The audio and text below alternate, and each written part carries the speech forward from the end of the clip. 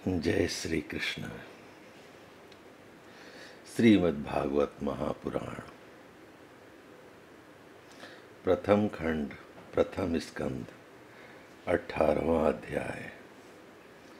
राजा परीक्षित को श्रृंगी ऋषि का शाप।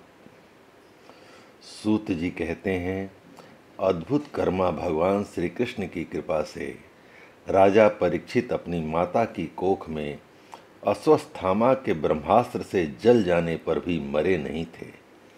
जिस समय ब्राह्मण के शाप से उन्हें डसने के लिए तक्षक आया, उस समय वे प्राणनाश के महान भय से भी भयभीत नहीं हुए, क्योंकि उन्होंने अपना चित्त भगवान श्री कृष्ण के चरणों में समर्पित कर रखा था।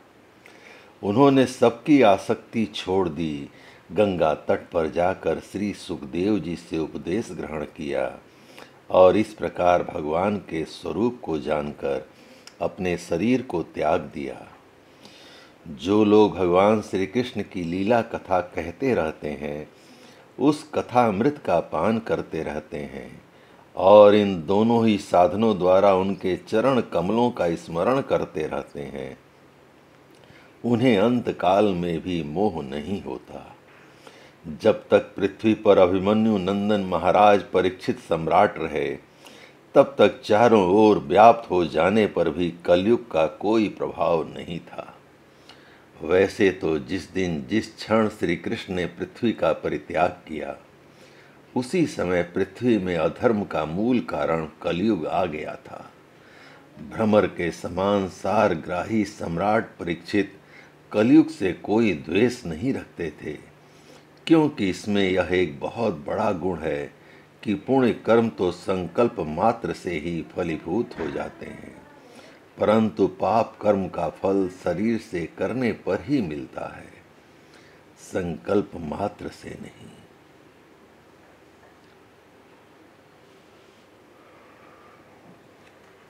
यह भेड़िए के समान बालकों के प्रति सूरवीर और धीर वीर पुरुषों के लिए बड़ा भीरू है। यह प्रमादी मनुष्यों को अपने बस में करने के लिए सदा ही सावधान रहता है।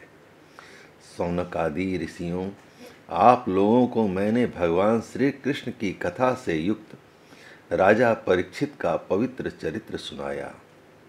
आप लोगों ने यही पूछा था, भगवान श्री कृष्ण कीर्तन करने योग्य बहुत सी लीलाएं करते हैं, इसलिए उनके गुण और लीलाओं से संबंध रखने वाली जितनी भी कथाएं हैं, कल्याणकामी पुरुषों को उन्हें सबका सेवन करना चाहिए। ऋषि ने कहा, सभी ऋषियों ने कहा, सौम्य स्वभाव सुत जी, आप युग युग जिएं, क्योंकि मृत्यु के प्रवाह में पड़े हुए हम लोगों को आप भगवान श्री कृष्ण की अमृतमयी उज्ज्वल कीर्ति का श्रवण कराते हैं। यज्ञ करते करते उसके धुएं से हम लोगों का शरीर धूमिल हो गया है, फिर भी इस कर्म का कोई विश्वास नहीं है। इधर आप तो वर्तमान में ही भगवान श्री कृष्ण के चरण कमलों का मादक और मधुर मधु पीकर और हमें पिलाकर तृप्त कर रहे हैं। भगवत प्रेमी भक्तों के लौ मात्र के सत्संग से स्वर्ग एवं मोक्ष की भी तुलना नहीं की जा सकती, फिर मनुष्यों के तुक्ष भोगों की तो बात ही क्या है। ऐसा कौन सा रस मर्मज्ञ होगा जो महापुरुषों के एकमात्र जीवन सर्वस्व श्री कृष्ण की लीला कथाओं से तृप्त हो जाए। समस्त प्राकृत गुणों से अतीत भगवान के अचिंत्य अनंत कल्याणमय गुणों का पार तो ब्रह्मा शंकर आदि बड़े बड़े योगेश्वर भी नहीं पा सके। विद्वान, आप भगवानों को ही अपने जीवन का ध्रुव तारा मानते हैं, इसलिए आप सत्पुरुषों के एकमात्र आश्रय भगवान के उदार और विशुद्ध चरित्रों का हम श्रद्धालु श्रोताओं के लिए विस्तार से वर्णन कीजिए। भगवान के परम प्रेमी महाबुद्धि परीक्षित ने श्री सुखदेव जी के उपदेश किए हुए जिस ज्ञान से मोक्ष स्वरूप भगवान के चरण कमलों को प्राप्त किया, आप कृपा करके उसी ज्ञान और परीक्षित के परम पवित्र उपाख्यान का वर्णन कीजिए, क्योंकि उसमें कोई बात छिपा कर नहीं कही गई होगी और भगवत प्रेम की अद्भुत योग निष्ठा का निरूपण किया गया होगा। उसमें पद पद पर भगवान श्री कृष्ण की लीलाओं का वर्णन हुआ होगा। भगवान के प्यारे भक्तों को वैसा प्रसंग सुनने में बड़ा रस मिलता है। सुत जी कहते हैं, अहो, विलोम जाति में उत्पन्न होने पर भी महात्माओं की सेवा करने के कारण आज हमारा जन्म सफल हो गया। उच्च वर्ण की माता और निम्न वर्ण के पिता से उत्पन्न संतान को विलोम जज कहते हैं। सुत जाति की उत्पत्ति इसी प्रकार ब्राह्मणी माता और क्षत्रिय पिता के द्वारा होने से उसे शास्त्रों में विलोम जाति माना गया है। क्योंकि महापुरुषों के साथ बातचीत करने मात्र से ही नीच कुल में उत्पन्न होने की मनोव्यथा नष्ट हो जाती है। फिर उन लोगों की तो बात ही क्या है जो सत्पुरुषों के एकमात्र आश्रय भगवान का नाम लेते हैं। भगवान की शक्ति अनंत है, वे स्वयं अनंत हैं। वास्तव में उनके गुणों की अनंतता के कारण ही उन्हें अनंत कहा गया है।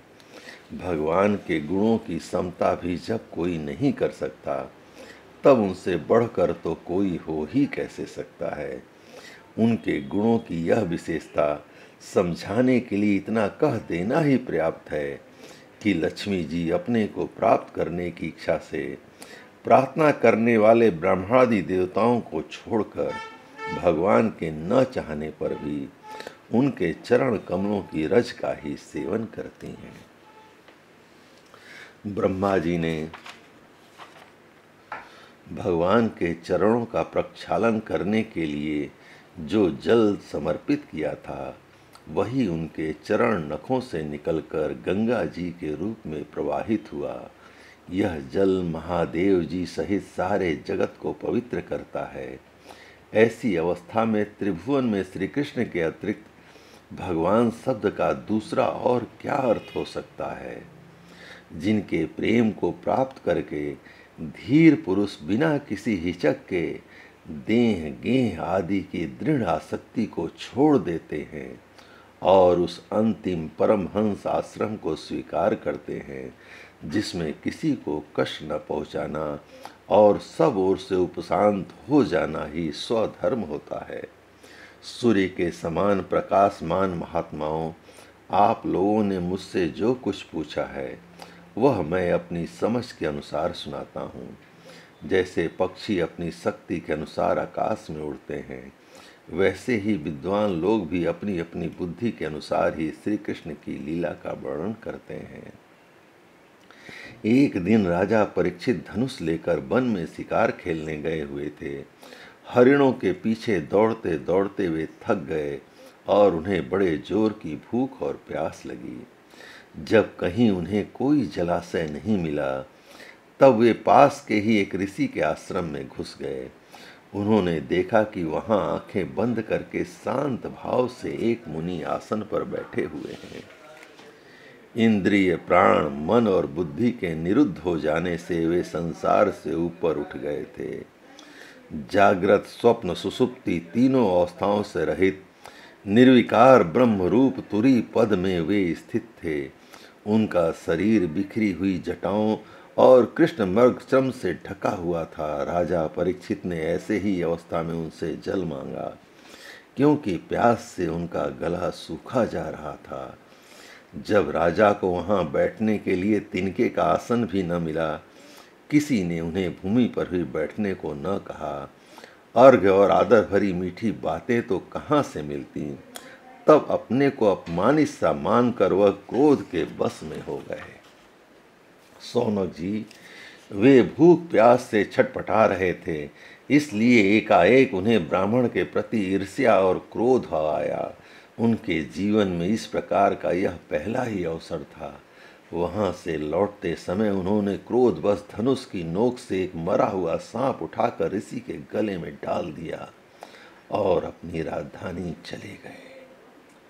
उनके मन में यह बात आई कि उन्होंने जो अपने नेत्र बंद कर रखे हैं, सो क्या वास्तव में उन्होंने अपनी सारी इंद्रिय वृत्तियों का निरोध कर लिया है, अथवा इन राजाओं से हमारा क्या प्रयोजन है। यह सोचकर उन्होंने झूठ मूठ समाधि का ढोंग रच रखा है।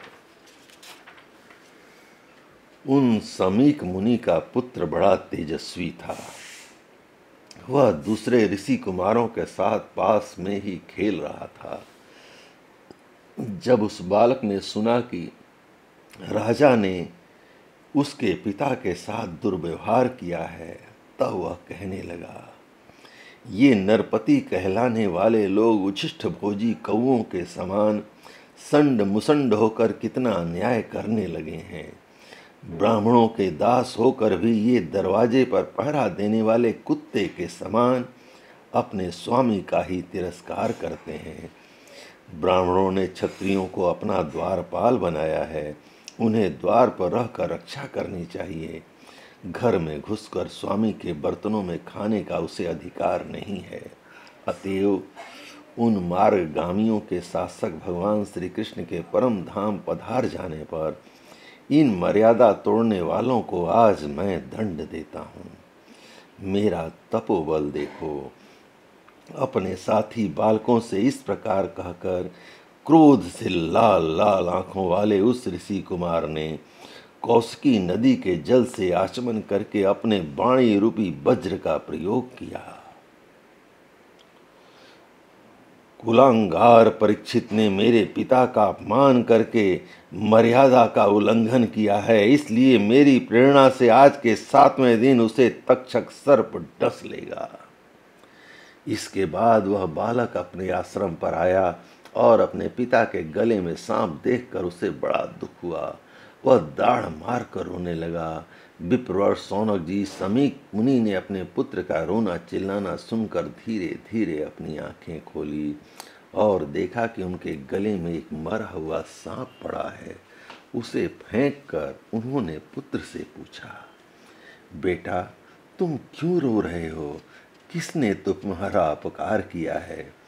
उनके पूछने पर बालक ने सारा हाल कह सुनाया। ब्रह्मर्षि समीक ने राजा के शाप की बात सुनकर अपने पुत्र का अभिनंदन नहीं किया। उनकी दृष्टि में परीक्षित शाप के योग्य नहीं थे। उन्होंने कहा, ओह मूर्ख, तूने बड़ा पाप किया है। खेद है कि उनकी थोड़ी सी गलती के लिए उनको इतना बड़ा दंड दिया। तेरी बुद्धि अभी कच्ची है।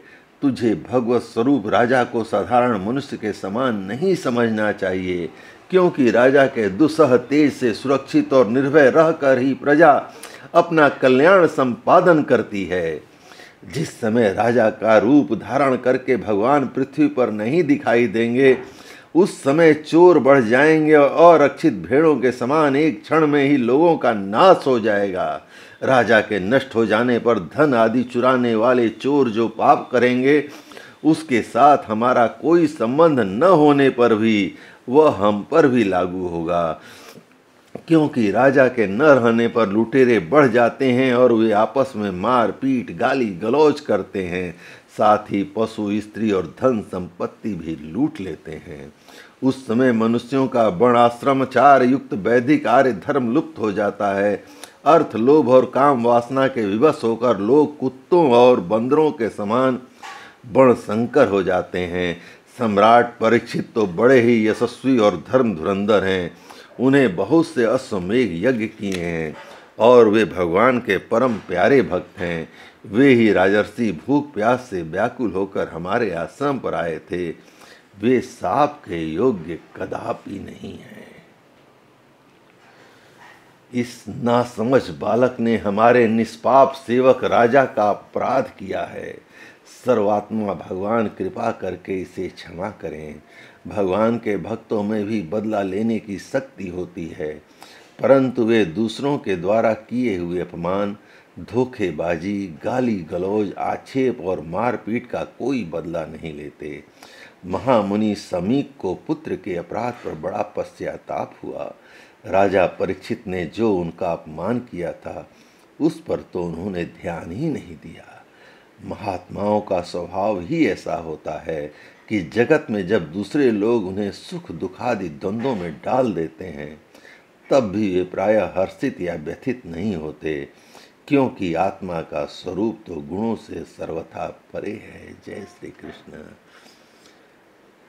इस प्रकार भगवान श्री कृष्ण की कृपा से श्रीमद् भागवत महापुराण प्रथम खंड प्रथम स्कंद का 18वां अध्याय पूर्ण हुआ। जय श्री कृष्ण।